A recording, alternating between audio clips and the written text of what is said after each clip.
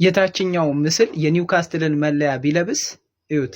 በእርግጠኝነት ዣኩብ መርፊ ነው ብላችሁ ነበር የምትመልሱልኝ። ለማንኛውም ጆሽ መርፊ ይባላል። የዣኩብ መርፊ ትዊን ነው፣ መንትያው ነው። እና ይሄ ተጫዋች እንግዲህ በሻምፒዮንሺፕ ውስጥ በሚገኘው በፖርትስማውዝ ውስጥ ነው እየተጫወተ የሚገኘው።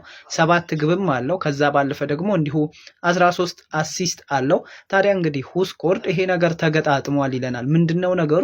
መሐመድ ሳላ ብቻ ነው እንግዲህ አሁን ላይ በአሲስት እየመራ የሚገኘው 18 አሲስት በማድረጉ ረገድ። ታዲያ ዣኩብ መርፊ ነው የሚከተለው፣ 11 አሲስት አለው በፕሪሚየር ሊጉ ላይ።